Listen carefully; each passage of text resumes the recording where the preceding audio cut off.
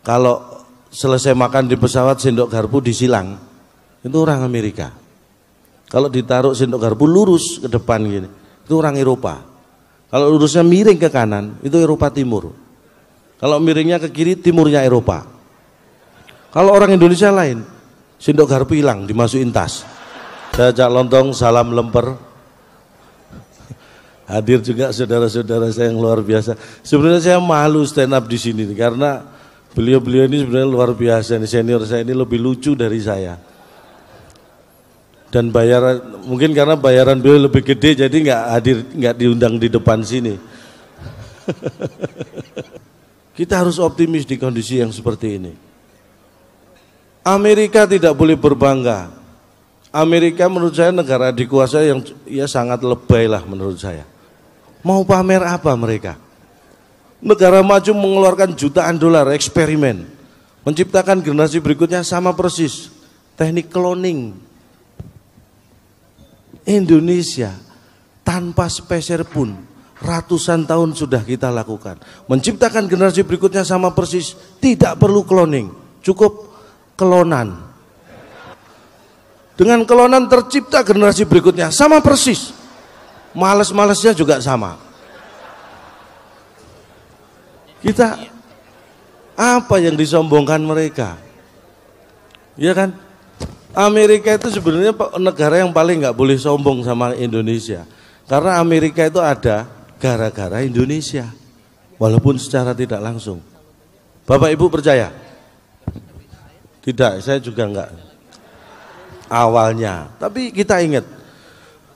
Christopher Columbus, ini orang Italia berkebangsaan Spanyol, diperintah Ratu Spanyol saat itu mencari rempah-rempah. Tujuannya India, Indonesia, negara penghasil rempah-rempah terbesar saat itu. Membawa armada dalam perjalanan mencari rempah-rempah kesasar, nemu benua, itulah Amerika. Bayangkan kalau saat itu tidak ada perintah Ratu Spanyol untuk mencari rempah-rempah ke Indonesia. Mungkin sampai sekarang Amerika belum ada yang nemu. Barack Obama apa enggak tolah-toleh. Amerika ada gara-gara Indonesia. Jangan sombong. Napoleon Bonaparte jatuh gara-gara Indonesia. Mari kita baca sejarah. Prancis waktu itu pasukan terkuat di dunia di bawah Napoleon. Akan menyerang salah satu negara Eropa. Di atas kertas tidak lama bisa dikuasai. Secara kebetulan Gunung Samalas di Indonesia, sekarang kita sebut Gunung Tambora, meletus. Masuk dalam 5 letusan gunung berapi terdahsyat di dunia di dalam catatan sejarah modern. Efeknya apa? Eropa yang harusnya belum musim dingin tiba-tiba turun salju. Napoleon sebagai penyerang tidak siap menghadapi perubahan iklim yang mendadak. Tuan rumah lebih siap. Kalahlah Napoleon, menyerah Napoleon, jatuh di Waterloo gara-gara Gunung Tambora di Indonesia meletus. Kita nggak sempat mindahin gunungnya padahal, meletusnya juga di Indonesia. Kita pengen negara Eropa mana jatuh, kita tinggal pilih gunung berapi mana akan kita letuskan. Kita punya banyak stok gunung berapi. Tepuk tangan buat gunung berapi. Mau membantah apa mereka dengan Indonesia? Saya sampai melakukan survei. Pelajar kita ini ternyata jauh menguasai ilmu lebih banyak dibanding pelajar-pelajar di negara maju. Saya survei.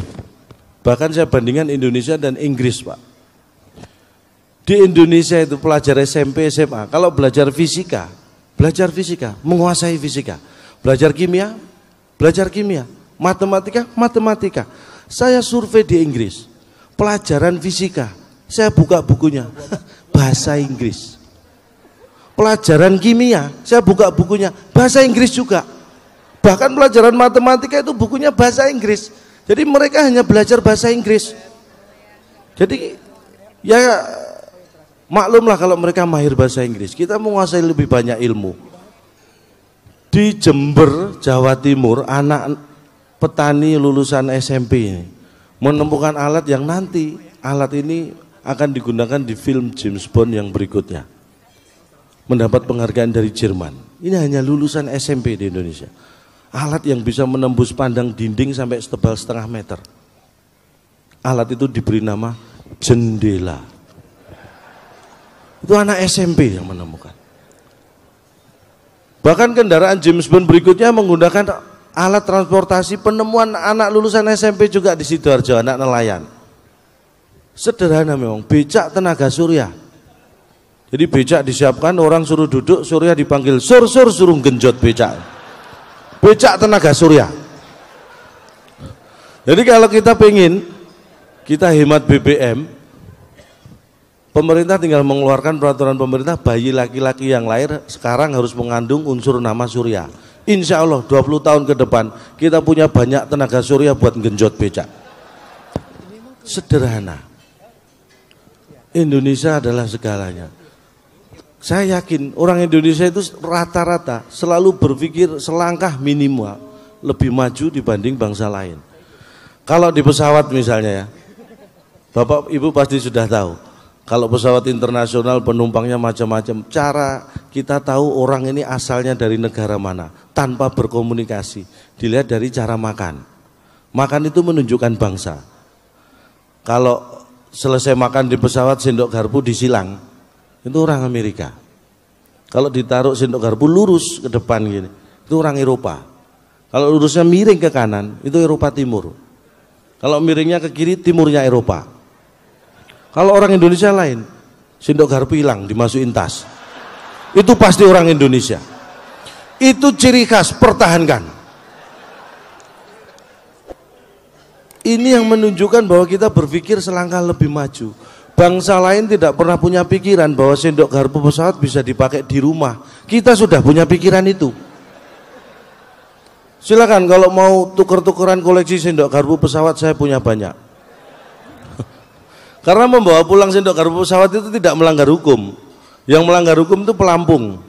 Itu ancaman hukuman 2 tahun atau denda 200 juta. Saya pernah coba. Itu nggak boleh.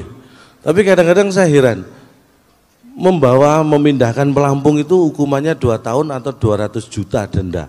Tapi anehnya, setiap pesawat mau take off, pramugari ini memperagakan cara menggunakan pelampung, mengencangkan, meniup dan sebagainya. Ini kan jebakan. Memindahkan saja dendanya 200 juta. Ini diperagakan cara memakai, ini kan jebakan. Kalau kita ikut-ikutan memakai kan didenda 200 juta kita.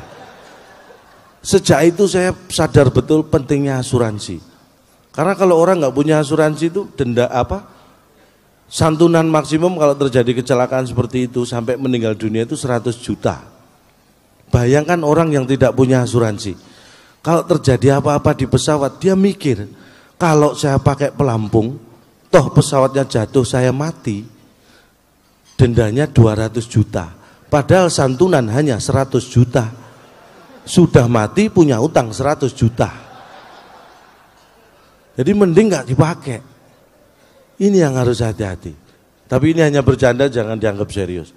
Nah, makanya saya bangga sekali menjadi warga negara Indonesia dan saya yakin karena Anda semua yang ada di sini adalah orang yang sehat. Orang sehat itu indikasinya adalah tertawa. Tertawa itu indikator kesehatan. Orang yang tertawa itu orang yang sehat. Yang tidak sehat itu yang ditertawakan.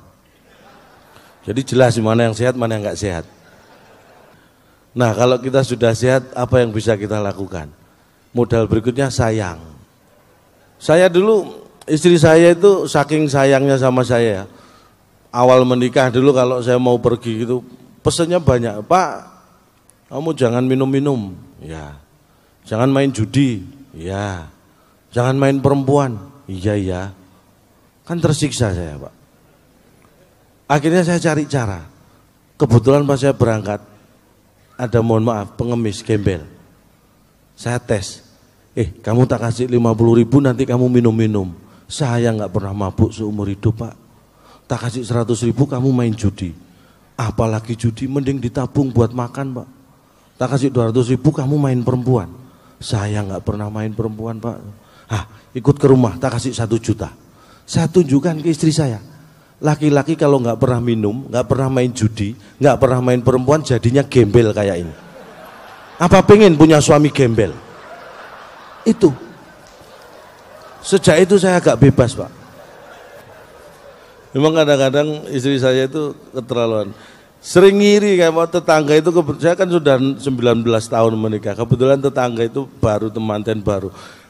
Kalau berangkat kerja suaminya nyium istrinya itu udah pengen istri saya itu. Pak, mbok kayak tetangga itu. Loh, aku sih mau, tanya dulu istrinya dia mau nggak saya cium.